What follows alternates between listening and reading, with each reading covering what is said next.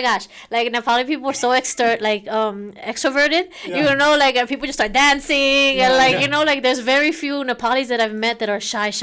Yeah. You know, like they have no problem, like you know, like getting in front of like social media, like you know, on the camera and like talking. I'm like, wow, these Yeah. people are really beautiful. Yeah. You know, so like I like the energy, and also like I think that one of the most beautiful things is I remember the first time I came in 2006, and like my friend said, he's like, these people had to win this incarnation to be born here because they want to take away the social media. And I said, oh, okay, protest, right? That happens normally all the time, right? But then, you know, we did not expect for the tragedy to happen, you know, to lose all these lives, you know, and then the next day after that, everybody came to the streets and everything was burning, you know? So, like, that was very scary, you know, I think for me, because I've never experienced a revolution. I myself, listening, you know, songs and watching these building burn, you know, like I was like, crying as well.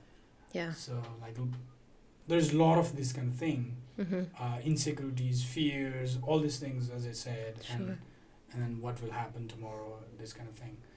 So in this kind of situation, I think it's not. I don't want to ask in a way that like how people can cope. Rather, I want to ask on the line that how people can resource themselves. Yeah. Before we jump into resourcing, I think people actually have to feel and Yeah. experience, you know, the loss, the suffering, you know, the families that lost children, or like, you know, the people who lost, you know, people who were working, maybe police officers or, you know, other people like this. Like, there's a lot of grief that needs to occur, you know, and so I think that it's important not to push away what we're feeling, and to allow that to express itself, you know, without running away from that sadness. Because especially now with the holiday and the festival, right? Everybody's like, okay, let's time to party, like you know. But also like underneath all of that, there's still a lot of kind of like emotion, you know, that still hasn't been processed.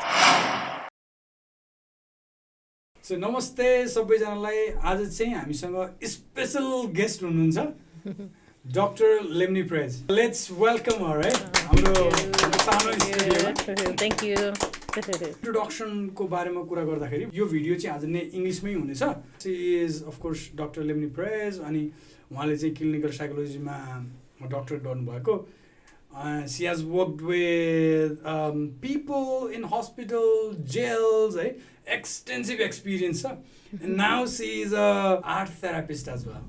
So she has like bird experience. She is a part of Healing Together family. And she was actually my boss. Right? When I started, she was my boss. And now she is part of our family, of course. Yes. So let's welcome again. Thank you. So nice to be here. Yeah, thank you so much for coming. Thank you. It's So nice. how are you feeling today? I'm feeling happy to be back with the family. Yeah. I missed everyone, especially since before the pandemic we haven't seen each other. Yeah. So it's nice to be back. Yeah, it's Thanks. wonderful to have you here Thank you. in our small Yeah. studio, podcast studio. Yes. So I think before we start, I was thinking we chant Om Sure. mantra. Sure. So how do you feel about that? Let's do it. Yeah. Okay, nice. 1, 2, 3, go.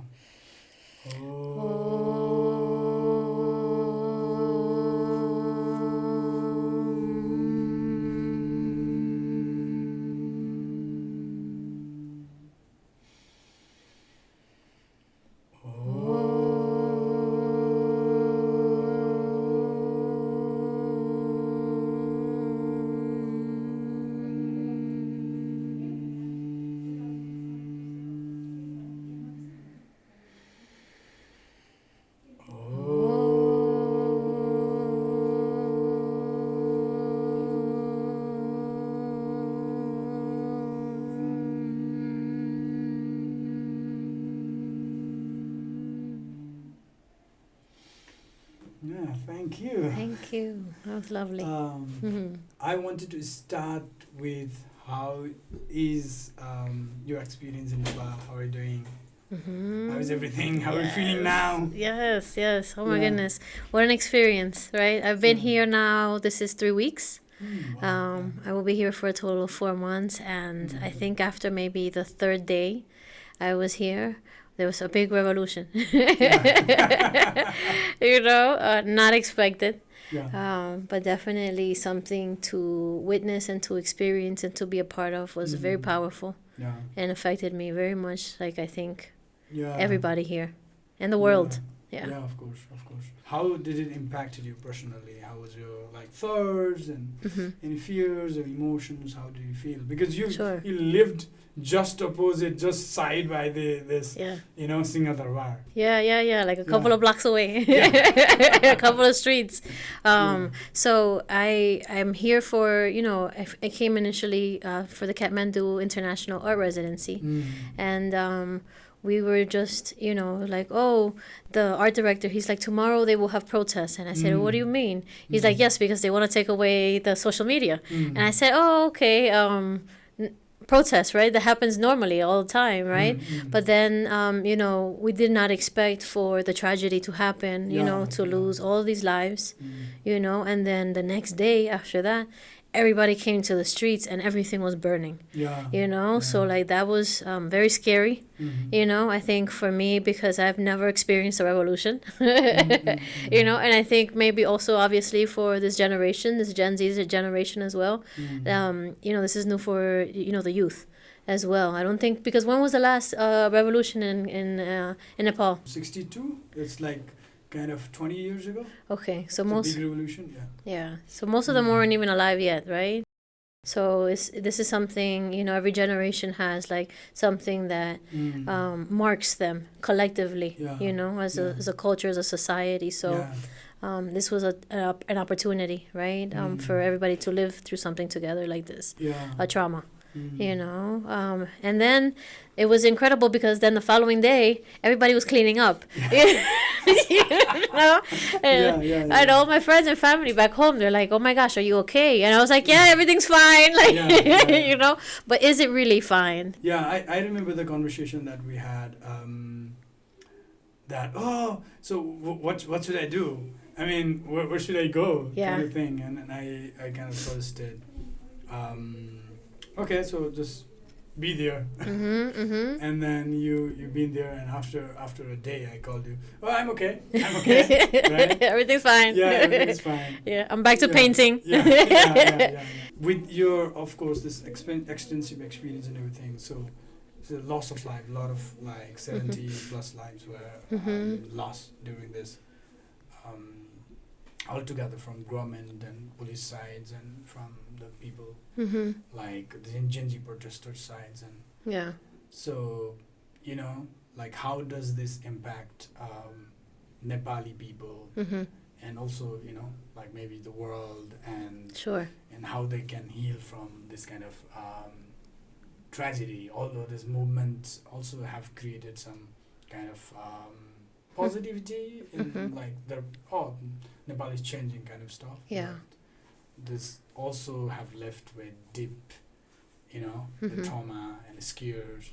Yeah. So, This is such a good, point to bring up, and a wonderful conversation, because it's almost like things don't happen only like good or bad exclusively, it doesn't happen in a bubble, like everything comes together, while people are feeling hopeful, like, okay, now we have this new opportunity to have a new government, a new prime minister, a woman, oh my gosh, but at the same time, it's kind of like so much destruction had to happen, so much uncertainty, because you don't know, still there hasn't been like, elections, right? This is just somebody who's just like in between, so it's like a Bardo of situations, where like people still have apprehension, people don't know what's next, so a lot of uncertainty can lead to a lot of anxiety, stress, and not knowing what's going to happen next, and also when is the next revolution going to happen, if it happens so suddenly and so quickly, could it be possible that something else could happen again, and somebody else might want to come in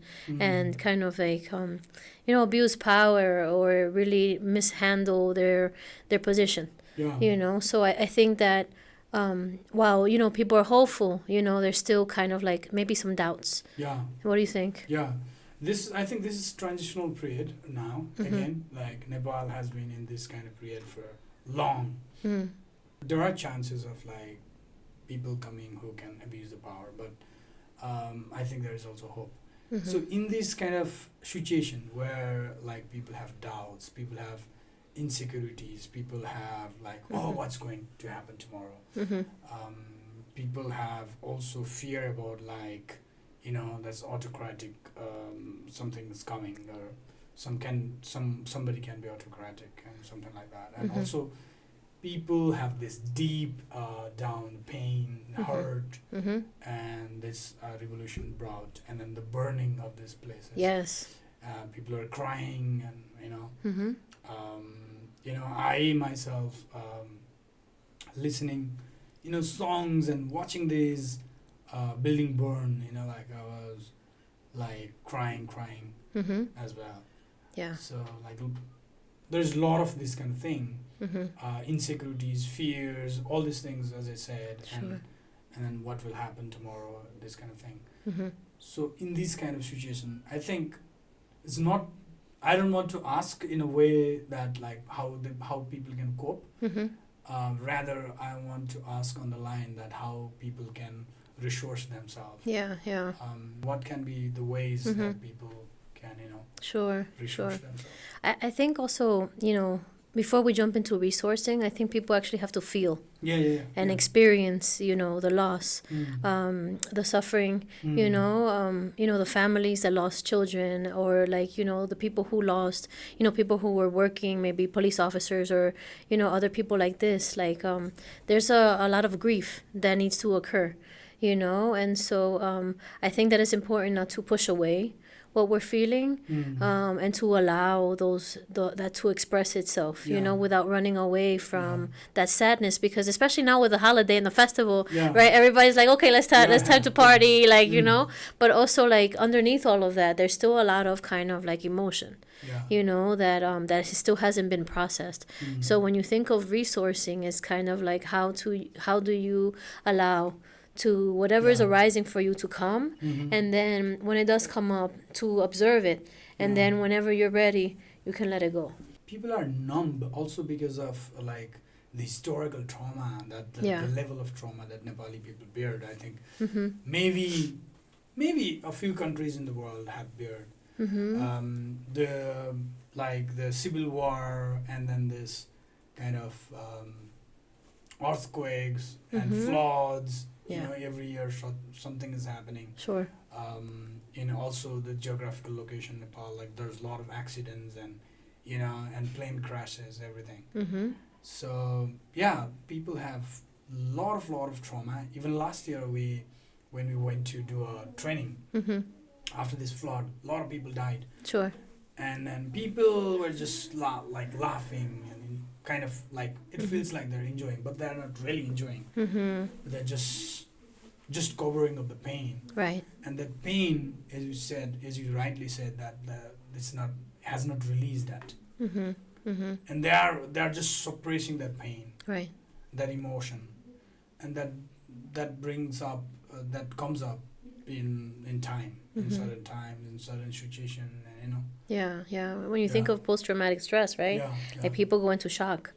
You know, and then like there's like that flight or flight where people freeze and they, you know, hold on, you know, and don't know how to react, you know, because it's kind of like, okay, life goes on, but still I'm not there yet, you know. So how do we give ourselves that permission to experience like, you know, the suffering that is part of our human condition, you know. Like I think that I noticed for myself when all the smoke was burning and coming towards the art residency, I put my mask on and I was like, how do I start to protect myself, you know, from like the environment, and to create space where like I can finally breathe. You know, I know that like my heart rate was going, you know, 1,000 miles a minute, and that I had very shortness of breath, you know, and so like noticing what's happening in your body, you know, is kind of like one of the places to kind of like start to like regulate ourselves and to kind of like at least get signs, you know, of whatever symptoms might be occurring for us. You know, like when you get like one trauma after the other, like you were saying, like you have earthquakes and then like mudslides and like, you know, storms and then, you know, all these other things. Where does the body and the soul and the heart and the spirit recover? You know? So where this trauma stays in your body, and I think the body itself has trauma. I think a lot of trauma, and then I love this country so much, and I feel emotional while thinking about this country, because these people have endured a lot, from this monarchy to Rana regime to the present, and then there's this present leader, this corrupted leaders, and this social media ban was just a trigger. Yes. And that's behind was this corruption, huge corruption, systematic corruption. Even the a lot of police died. Yeah. And then they burned out the police station. It's because I think the police is also corrupt. Yeah. And everybody is corrupt. So people have all these things in their body and this trauma coming from all these kind of incidents, but like they're not articulating, but that is in their, in their body, and that comes out in this kind of situation. And I think initially the people and even the Gen Zs did not think about like burning these places. No. And then this people, this trauma came out, came alive, and somebody triggered and came alive and burned everything. And sure. As you rightly said, I think how these people who are numb from these generation from generation to generation, how they can observe this kind of trauma, how they can be aware of their body and their mind, what they're thinking, and their emotions. Sure.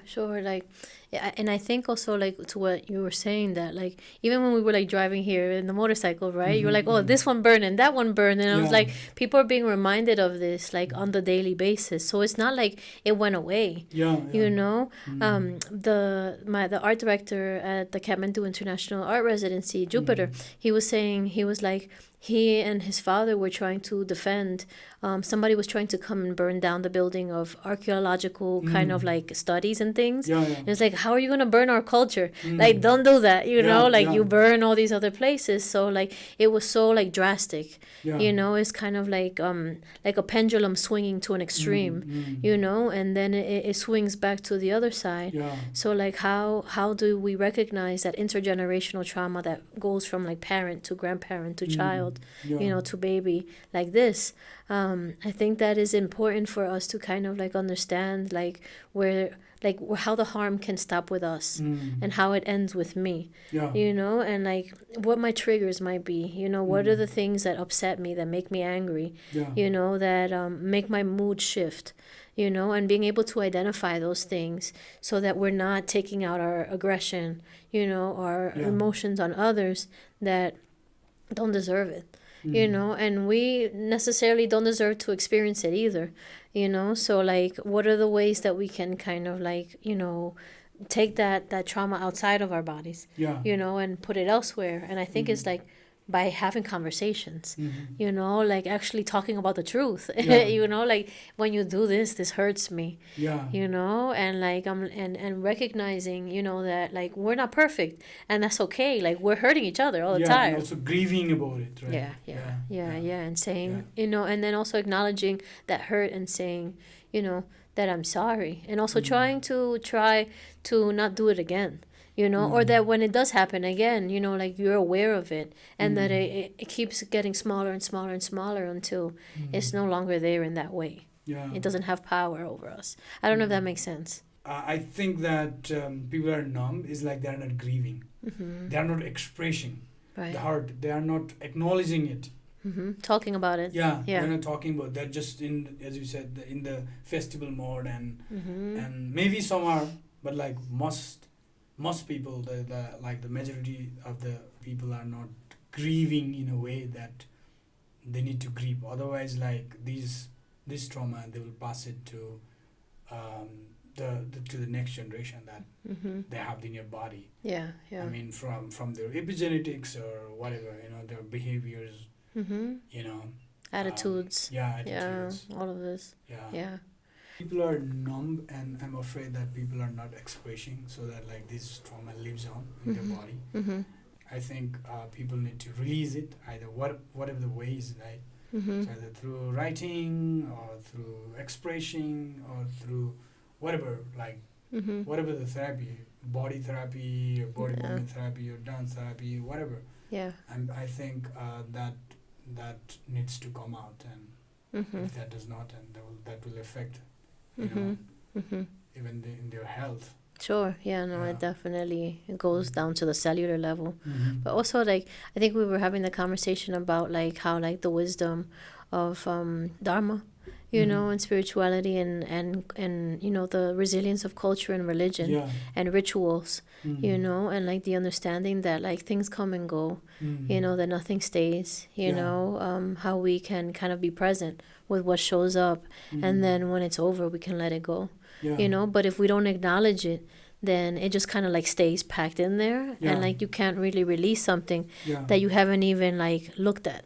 Like you're coping, talking about something else, but like it is still there, right? Still there, the heart is still there, but you're trying to like cover it. Yeah.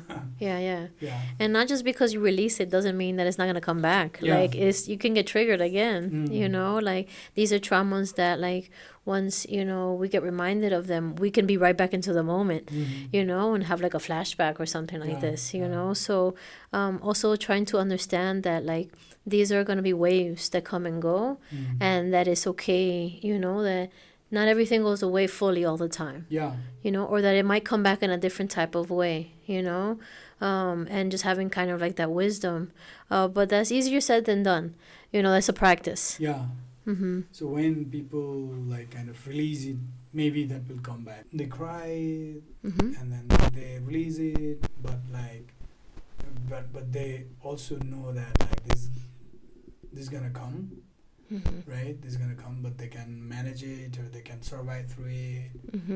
Right now, like when people are numb, you know, they're just in survival mode. They're just living, you know. They're just surviving kind of thing, and their cognitive brain is just telling them, okay, it's going to, or maybe cognitive or maybe survival brain is telling them, it's okay, you're going to survive. Yeah, but like how do you ground yourself in the present moment? You know, because sometimes we're living or thinking about the past or like thinking about the future. It's like, oh, we don't know what's going to happen, or like, oh my gosh, all these terrible things already happened, you know.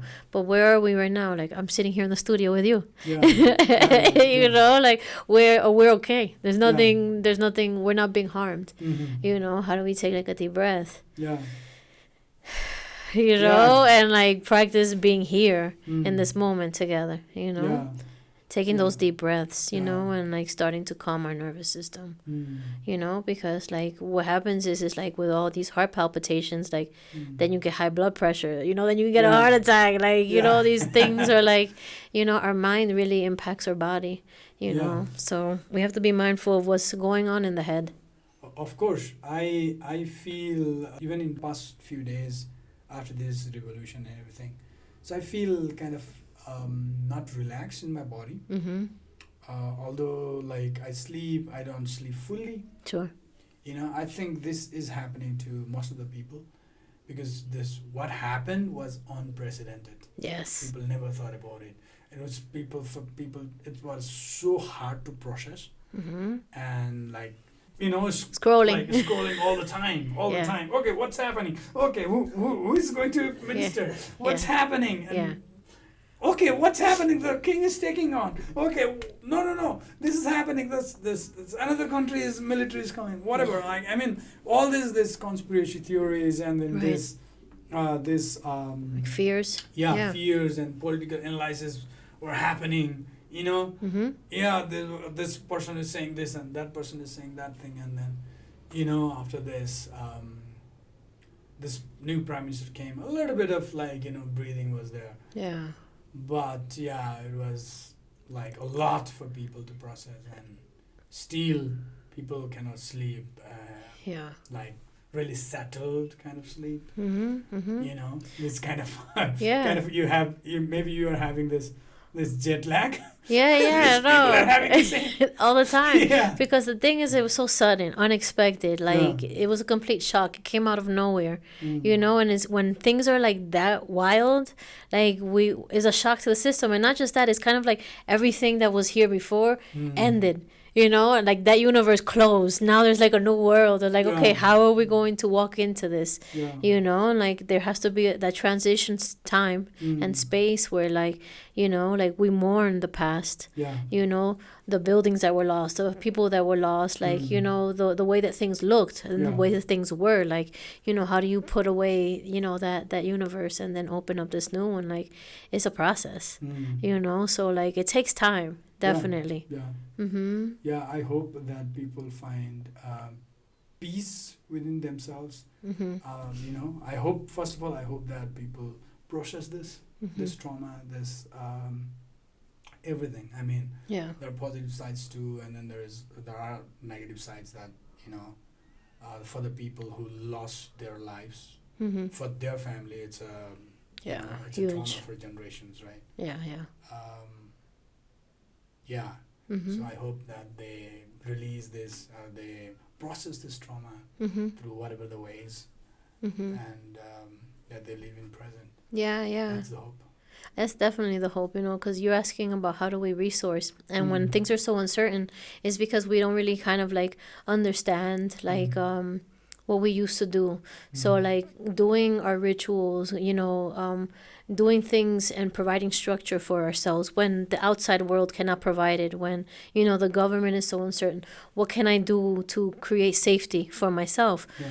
Get up and brush my teeth. You know, do the regular things that I always do to kind of like bring back that normal, you know, and continue to go, but being mindful and present of those things. Like, you know, when all of this happened, you know, so many people like, oh my gosh, how are you? Are you okay? You know, and then they're like, we need to have a Nepal happen here too. You know, so like I think that in some ways this revolution has really impacted the rest of the world and has given hope to other people who are also kind of like facing governments that might be corrupt, that are might be abusing their power. So in some ways, you know, I think that like it's almost kind of like Nepal is the role model. Yeah. You know, like I heard about that. yeah, but at the same time, it's kind of like you had to go through a lot of stuff, you know, to like, you know, make that shift and make that change. And also, like, it wasn't planned, you know, it was just something that was very spontaneous. So, like, you know, when these things happen, they're not necessarily kind of like expected, you know. So, like, for people to say, everybody needs a Nepal to happen here too, you know, like I kept seeing that in social media, and I was like, oh, that's easier said than done, you know. But what I do kind of like see, and you were asking me earlier about the resiliency of the Nepali people, is kind of like this unity of like, I was when I was recording and I was on the roof, and I was like, there was like, you know, the police was going to march towards like the crowds and stuff, and like this one guy was like, oh, look, you know, go get them, and there was like these two young guys, and one of them, he threw a rock, and then when they saw him throw a rock, I was like, no, what are you doing? Like, you know, like, so there is like this consideration for the other, you know, to still want to protect life. Like, we want change, but we don't want things to be harmed or burnt continuously, you know. Like, in other countries, like, you can see these revolutions happening for like months and months and years, you know, and it was like 2 days. You know? So it was a very kind of like exceptional type of event, you know. So I don't think this could happen anywhere else again. Not like this, not like it happened here. And I think it speaks to kind of like the people and the desire to want peace. I really loved the way that these people, the Gen Z group, came to rebuild, and the next day they were like, you know, cleaning the roads and everything, as you said, as you mentioned. But there is also another fear. Is now the fear is that the world political parties who are in power, they would come to power again. That kind of fear is also there. And then if that happens, then like these Gen Zs who are speaking against these old political parties, they will be victimized, you know. So that kind of fear is also there. I met one of the guys in our workshop. So he was talking about that. So Okay. that long session I had with him. Mm-hmm. So he was talking about that kind of stuff, like his fears, Sure. threats, life threats, all those things. Mm-hmm. Because maybe he was like kind of supporting the corruption, and this other guy know about that, and then was like kind of you Yeah. know, Yeah. Yeah. threatening him. It makes me think of kind of like in 2001 I studied abroad in South Africa. And it was still like really like almost like apartheid I think ended like in 1996. So they were still kind of like healing, and they were having like these peace and reconciliation tribunals where like people who did the harm, you know, were facing the people who they harmed and trying to kind of like apologize and make amends for the harm that they had committed, you know. So like how I think one of the ways that we heal also is like at some point like it has to end with us, like we have to forgive, Yeah. you know. And like but with forgiveness comes accountability. Yeah. You know, like I'm not going to do this again, but I have to admit that I did wrong. Yeah. Yeah. You know, and like you have to face like the ego. You know, that the ego's like no, I'm always right, you know. Yeah. Like, you know, Yeah. everybody. In that way, there's more violence, right? Yeah. We have to acknowledge that everybody makes mistakes, and that it's going to happen, and that it's a normal part of life. Like we're all sometimes we are hurting other people that we don't even intend to hurt them, you know. Yes, and yes. because of our own ignorance, or because we're stuck in our own pain, that we can't see how we're affecting others, or how Yes. our pain might be impacting other people. Yeah. So I think that these types of conversations where like people acknowledge and can actually be humble enough to put the ego to the side and say, I was part of that corruption, Yeah. and it was wrong, and I'm afraid, you Yeah. know, and I'm sorry, you Yeah. know, and I don't think that was right, and I apologize for how that impacted you in a negative way. Yeah. But I also think that the leaders who were like on the power, it's like so old, Yeah. or like my grandmother, you know, Yeah. and how these people can process. I mean, how these people can change Nepal. That is also one of the thing, I think, right? So yeah, Nepal needs, I think, kind of dynamic leader Sure. who can like also geographical location. Look at Nepalese geographical location is also like a powerful thing, but also Yeah. kind of a threat, right? Yeah. Threat point. So as like I think there should be a leader who is more educated and also you know as like can like manage relationships throughout the world. Absolutely.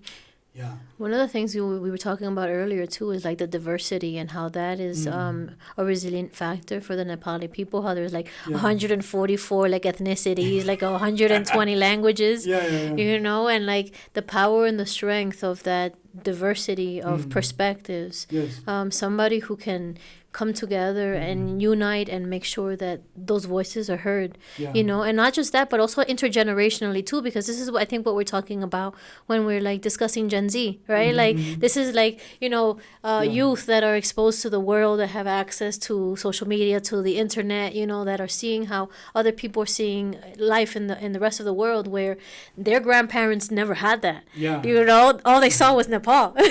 You know. And so like, you know, being able to learn from the wisdom of the older generation with the wisdom, you know, and the exposure that the newer generation, I think that cycle, you know, having all those multiple perspectives kind of like considered, Yeah. you know, is some way that people can start to heal. You know about the art therapy, right? So how does this art therapy work? And also kind of I know a little bit, but like how like people, you know, people can release through Sure. art therapy, and what's your journey been? I think that for me, like after being in mental health for like, gosh, since I was like 13, you know, I started doing a lot of work in social services. And so like I think after a while, like I was like, it was a lack of balance, you know, where like I was giving, but I wasn't necessarily resourcing for myself, you know. And so like when the pandemic happened, I kind of got into kind of like Web3, digital art, NFTs, things like this, right? And this kind of like world introduced me to doing an art practice that was healing for me. So what's healing about art is that it's a space where, you're able to connect, because a lot of trauma happens, you know, in the brain where there is no language, you know. And so when you're doing art, there is no verbal language there involved, you know. It's kind of like it's more movement, more doing, you know, and more feeling and expression, you know, whereas kind of like words are necessary in that world, you know. So like when I'm doing art, I can go into flow, you know, where like time and like, you know, and space completely disappears, you know. All I am is just focused on what it is that I'm doing, and that really kind of like takes me out from like my ego, you know, and allows me to just be present with what I'm doing, or not only to be present with myself, but to be present with like kind of like this spiritual world, you know, because I think that we can kind of like open up to things that we can't see necessarily, and have communion with, you know, other energies, you know, other beings, other entities, you know, that are necessarily in the physical realm. Yeah. You know. And so when you're creating art, at least for me, it's a process like this. And so I started working again in you know, in mental health, and working with people who have like dual diagnosis, and so they have a lot of like substance abuse, but they also have a lot of mental illness that's coming together, you know. And so I did a workshop through a window between worlds. Wow. And I got it was really nice, and so they gave me a scholarship so that I could start doing kind of like these facilitate, and it's not so much like art therapy, it's just facilitating art groups, you know, where you have these different workshops, and you give people the opportunity to connect with their inner child, you know, because when we're little, we're like drawing, right? But we're not really judging what we're doing, you know, we're just doing it, you know, and it's very natural and spontaneous and impulsive.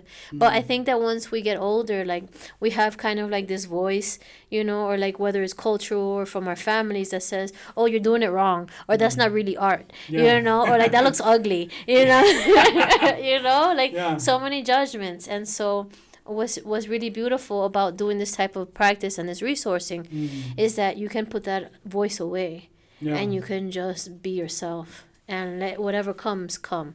So thank you so much for, you know, a couple of days ago when we did, you welcomed me to do a workshop with you with the group at Healing Together, because everybody was like really enjoying it, you know. So one of the practices that we did was the touchstone workshop. In that touchstone workshop, what we did was we asked people to like draw in the front where they are now.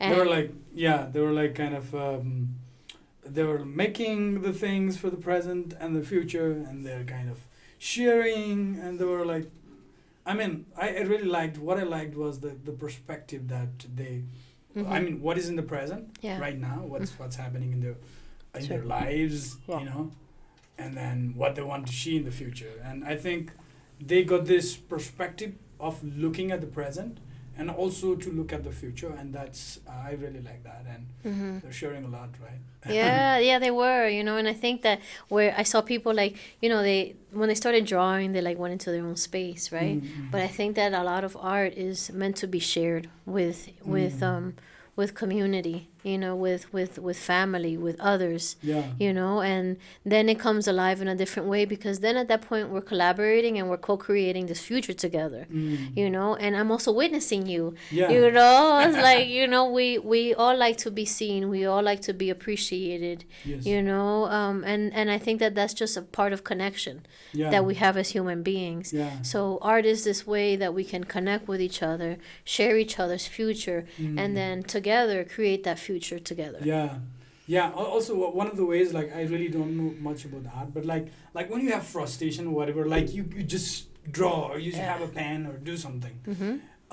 I think in a Nepali perspective, like when there is no like kind of academics or whatever, even though like you're hurt, you just do something, like draw something, or just what do we say, just jot something or whatever, like that helps you. And also I'm thinking art is not just art or painting, but also like sculptures. Nepal is like, you know, wonderful at this. Oh my God, the best in the world. The best statues. And so that's where like people can also do that, play with mud and also feel grounded.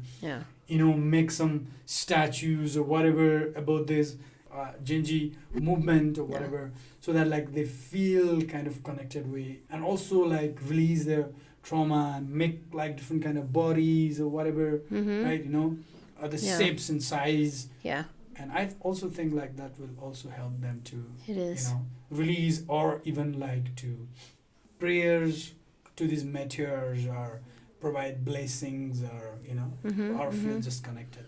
Yeah, no, I agree with you, because what happens when we create something is that, or when we write a diary or a journal, right? What we're doing is we're putting it from the inside and we're putting it out there, right? It's easier for us now to take a look, because usually we can like flip the mind, you know?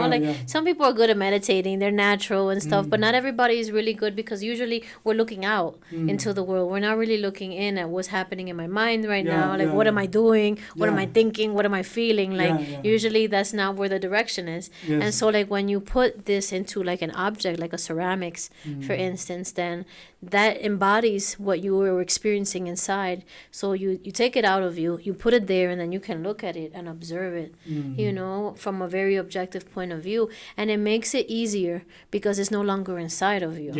You know, it's something that like that can be kind of like analyzed. That's there. I mean, like, you have frustration that's there. Yeah. And you can see from like outside, right?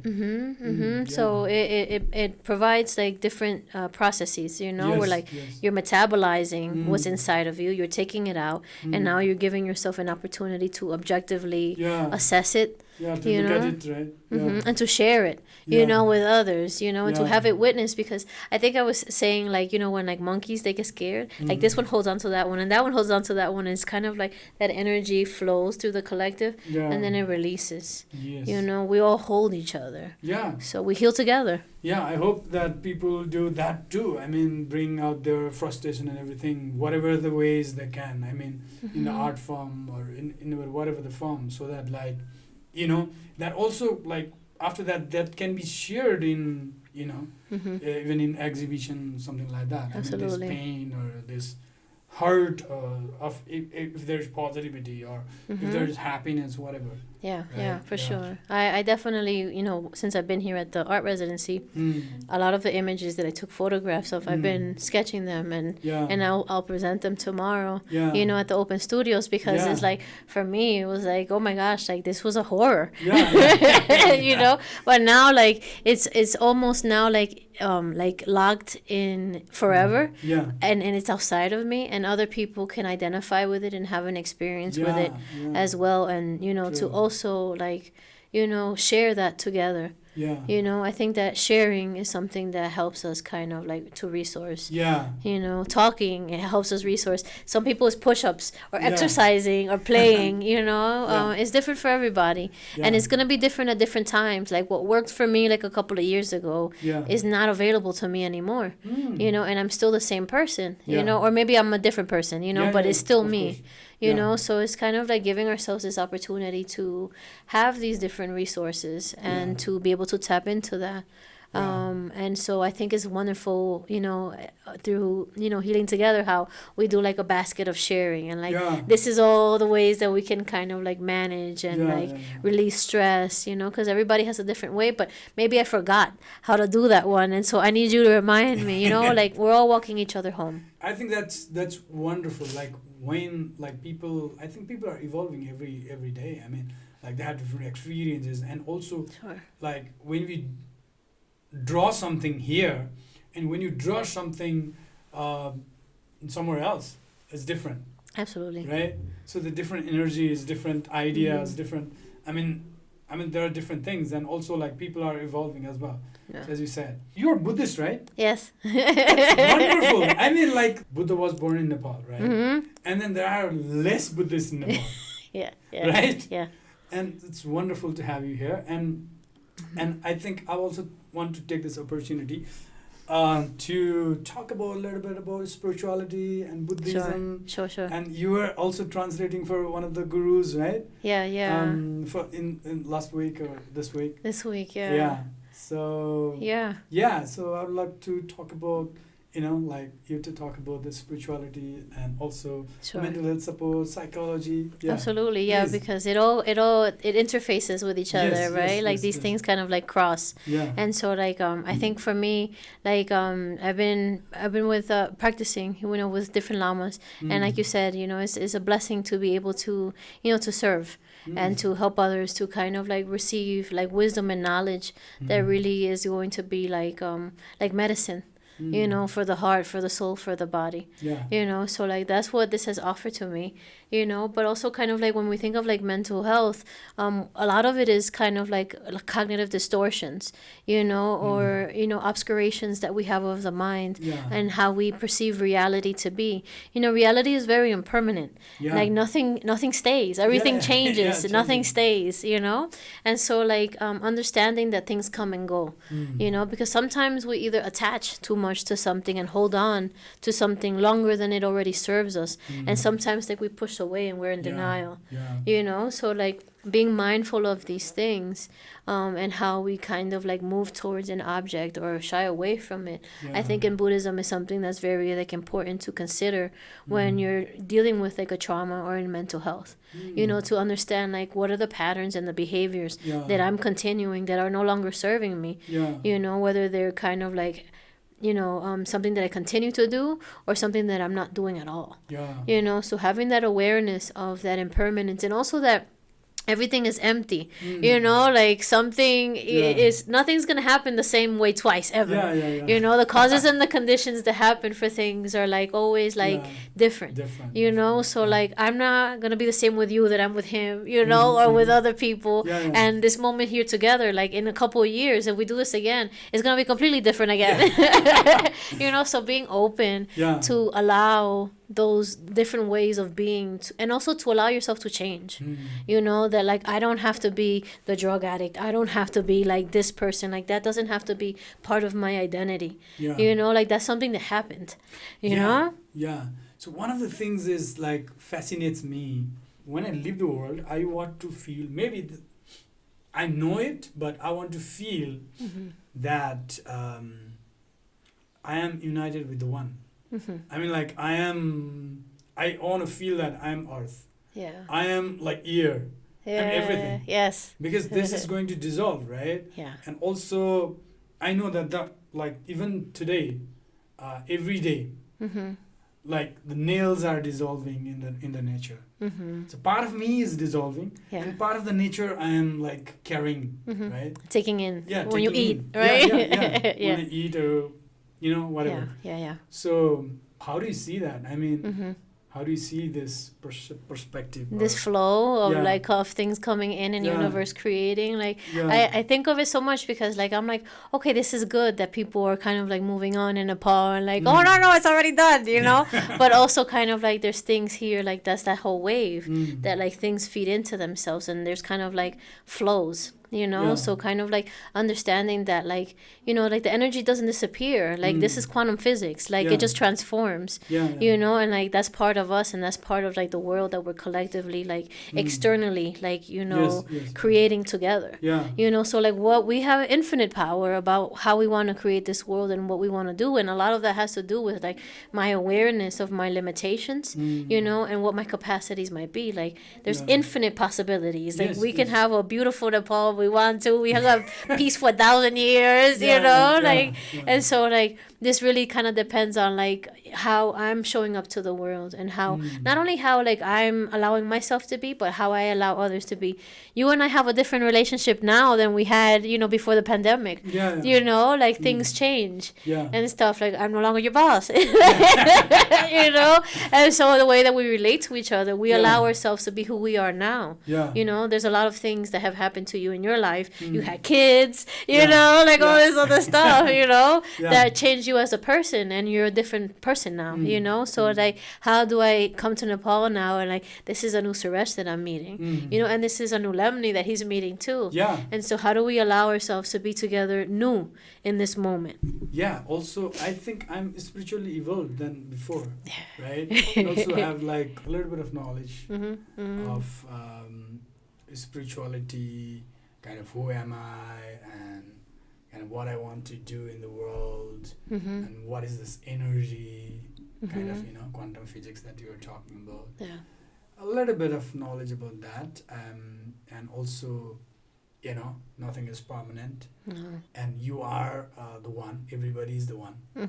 Yeah, everybody is Neo from the I'm Matrix. You and you're me kind of stuff, right? Yes. So that I know in my brain. I know okay, this is it. I know. Yeah. But when things come, when there's emergency, when something comes, and then sometimes you become you, and then other become others. Right? We separate. Yeah, and that is the thing. There, we need to find kind of a balance, or kind of that perspective, because of like in emergency, like you want to save yourself. Yeah. Not just like kind of your brain, but also your body also wants to save yourself. It's a form, right? Yeah. It's a form of energy, and although the energy is same, but it has gone into a bucket, into a bubble or something. Yes, like it that. isolates itself. Yeah. And the empathy goes away. Yeah. Right? You're like, I don't care about you, I gotta say me.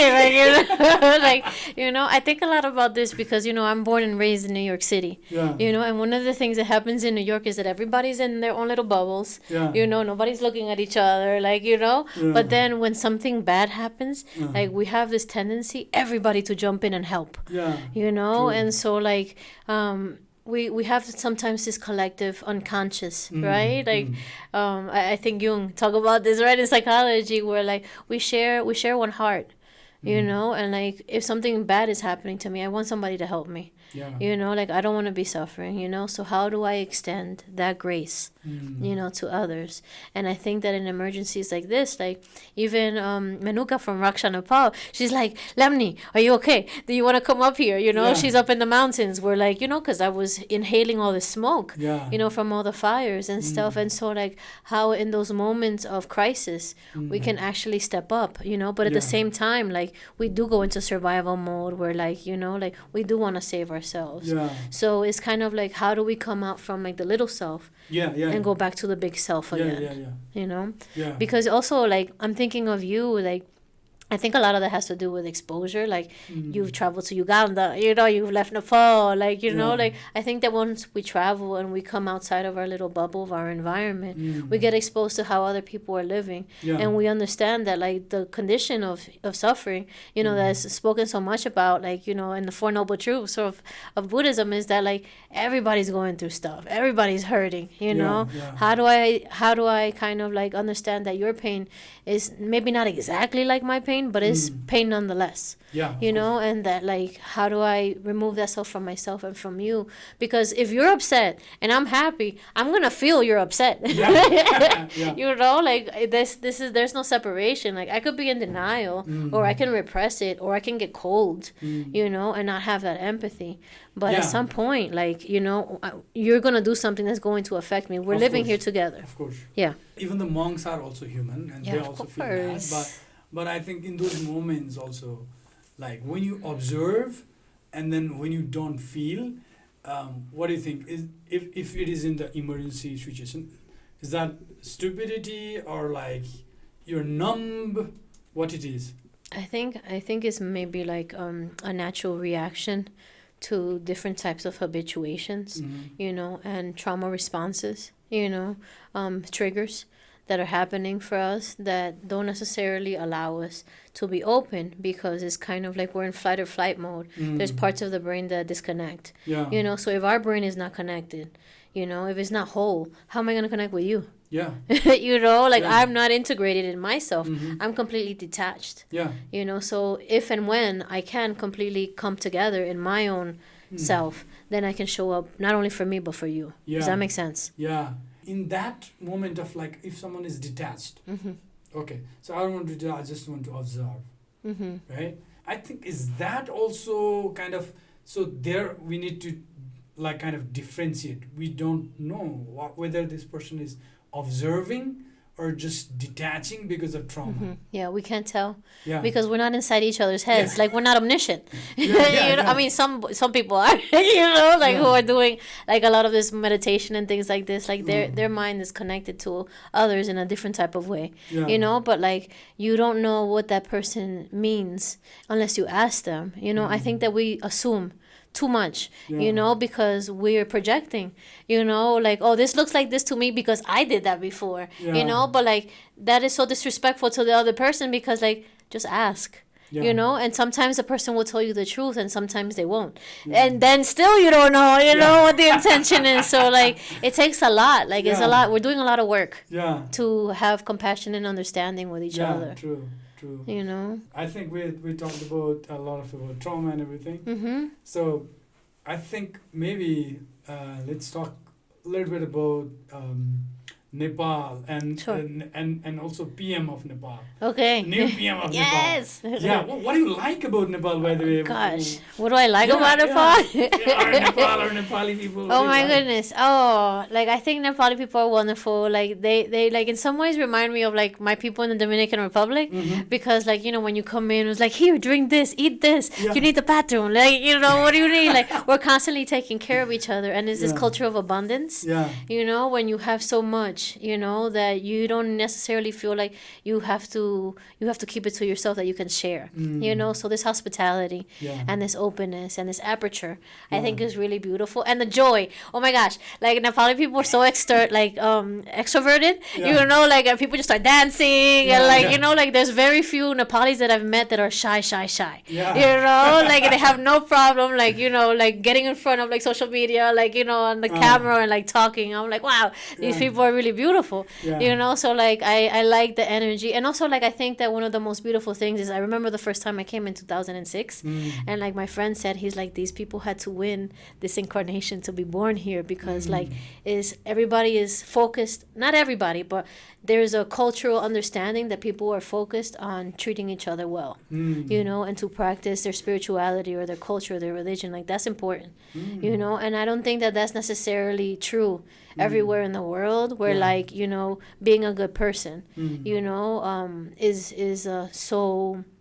is so kind of like it takes the front seat. There's like these blue zones where like people live forever and you know, like they live like long healthy lives. And I remember like the last time I was here and we went to the village up in Baglung, right? And like Yeah. I saw these older people like working so hard, Yeah. you know, and like they were chilling, you know. Like I was like, wow, like people are like actually like active, Yeah. you know, are having healthy lifestyles, are eating well, are exercising, are Yeah. walking up and down these mountains and putting me to shame. Yeah. You know? So like I was like, these are very like strong people who are like physically young, Yeah. you know, and Yeah. have a long healthy life, you know, Yeah. because they're so active. And not just that, so connected to the land. Yeah. You know, like I think your mother-in-law went in and she grabbed some of the food for, you know, that she was growing, and then she put it and she cooked it, and I was like, oh my god, this is when you're talking about farm to table, like 100%, you know. Yeah, So yeah. like the holistic, like organic meals, like this kind of translates, you know, like in the bodies. Like you don't hardly see that many fat Nepalis, okay, like overweight. Like there's some, but not like not like in America, you Yeah. know, and stuff. So like I think that like these are like wonderful resilient factors about the people here. So like it's a lot of things that I like. Yeah. So nice to hear. So nice to hear that. You guys are awesome. Yeah. Thank you. Thank you. Thanks for having me. Thank Yeah, you. And and now we have this Nepali Yes. PM, right? Women That's right. PM. So how do you see that? Let's talk about that. Yeah, let's talk about that. Yeah, no, I think it's wonderful because like there's not that many like women you know, leaders. Yeah. Like especially in the world, and like women are the leaders in the house. Like they're doing everything. Like Yeah. they're taking care of everybody, they're feeding everybody, they're cleaning everything, you know. So why not in government? Yeah. Not why not in diplomacy, you know? Because I feel like it adds this balance of Yeah. like this kind of like compassion, you know, and like I don't think that women have as much testosterone, you know, as Yeah. men. So like the aggression looks different, Yes, yes. you know, and there's this desire to conserve life, you know. So I don't think that women have the same propensity to want to create war Yeah. as quickly as, you know, as maybe like a male leader might, Yeah, yeah, true. you know, or to go into conflict. They'll try to resolve it. Like, I'm really happy, you know, and why not do something new and different? Yes. You know, like, and then we're talking about patterns, right? Yeah. And like, if something's not working, then switch it up. You know, so like, I think that, you know, she's offering that, and not only that, but she's also a woman who has been around for a long time, Yes, yes. has wisdom, has experience, is prepared. Yeah, You know, yeah. and so like, and also feels, you know, just energetically very calm, very humble. You Yeah. know, very like even tempered. And I think that in leadership, especially when it's top down, that communicates to the people. Yeah. You know, and that it, you know, it's a lot of power that you have, and so your example and how Yeah. you carry yourself and how you relate to others, then they're like, okay, we're gonna be like her. Yeah. You know. And a lot of youths are calling her mom. Oh, that's Ama. cute. Yeah. A lot of youths are calling her Ama, and then Yeah. like they're like women are celebrating. Yeah. I also congratulated my wife and them Yeah. and our global team as well Yes. for you know Yeah. you know like Yeah. maybe you have contributed or I don't know, but like it's a shift. It's a huge step. Let's say Yeah. it's Yeah. a huge step in Nepal coming as a prime minister who is also executive, right? Yeah. Executive, Yeah. who has executive power. Yeah. Like in my culture, like it was usually matriarchs that were like they're like women chiefs. Wow. You know, that used to kind of like run like the politics and stuff Wow. in the Dominican Republic back before the pre-colonial times, you know, and before we had colonization. So like there has been those structures and those types of like, you know, cultural kind of designs where like women do have, or even if not, they're not empowered, they share the power with the men. And I think that this balance is what we've really lost in the world, you know, like Yeah. like this patriarchy that like, oh, I'm better than you. No, Yeah. where everybody's different and everybody's sharing something that's yeah. contributing. You know, one is not better than the other. We can't be without the other. You know, yes. so when there's one that's dominating, there's a balance. You know, Wow. and so the harmony is lost. Yeah. Wow. When you say that, like I'm thinking, even in the like evolution stage, when women, I think women were more powerful because like they have to protect the family and then you know like feed family, everything, the important work. And then this male goes to hunt or something like that. But like the important work, the Sure. family, caring family, cooking and everything, this most important work is done Babies. by, yeah, babies, right? Men cannot have babies. Yeah. Like you're very powerful. Like I can literally bring life into Yeah. the world. Like that's a very strong role to have in this universe. Yes. You know, and to have that disrespected is a shame. Yeah. You know, like this is your mom. Everybody has a mom. Not Yeah. nobody came from like everybody came from a woman. Yeah. You know, so yeah, this is important to acknowledge. So I'm very happy for Nepal. You know, like this has been so wonderful again, you know, to connect with you, to be here at this time, Yeah. you know, when it's so Yeah. monumental. And I think that for me now, my work is to integrate myself and to go back home, back to the US, you know, having learned everything that I learned here, you know, not only as an artist, you know, but as a global citizen. Yeah. You know, and to carry that hope, because I think that right now in the US things are very distressful, you know, and there's a lot of things happening day after day after day. You know, how do I bring that calm, you Yeah. know, after resourcing myself here and taking up the space to take care of myself? Yeah. How can I show up now for my family, Yeah. for my coworkers, Yeah. you know, for my boyfriend, Yeah, you know, yeah. for the people who I love, you Yeah, know? wow, yeah. And also not just that, you know, I think that we all have social lives, you know, and so like when I'm in the subway, in the New York City subway, like there's a lot of things that happen there, and I usually am just like in my own head, like, you know, how can I show up present? Yeah. You know, and to be aware of what's happening and to share, you know, myself with others when things do come up, instead of being closed or like, Yeah. no, I don't want to deal with you, you know, because I'm so stressed out, you know, like Yeah. now that I'm resourced, I can have more compassion and I'm more available. What I was thinking, just when you say this, I was thinking that you have, like, I hope that you have the resource. Yes. I mean, you have resourceful now. Water. I'm thinking, you could like experience some mountain nearby, Kathmandu. There is Nagarkot. We're planning to go there when Amy was coming. Yeah. It's just near. You can just watch the sunrise and everything, and the hills and Sure. mountains, everything. So that like you feel resourced. Yeah. I feel like going to go back to your country, but with like, oh, this happened and that. No. No. Like, I hope you're resourced. I think I'm resourced because, like, also, like, I think that I have the privilege that I'm not from here. So while I experienced it, I have the privilege to leave. And to leave this behind, so, and also kind of like I'm not a citizen of the country, so it doesn't impact me in the same way. Like, obviously, like, I'm like, oh, what am I gonna do? Like, I have to call the embassy. Do I have to run away? Like, they burned down the airport. Oh my God. How am I gonna get out of here? All of these things, but I think that for me the experience was very much different than it was for you or for everybody here, so, like, obviously I'm a human being. It affected me, like, I also had some PTSD, but I think that not being at home and being able to take care of myself so much, that I'll go back renewed and kind of like fresh. Yeah. So thank you for worrying. I appreciate your compassion. I think I'll be okay. For a little bit. Yeah. Yeah, I hope so that you go back fully resourceful.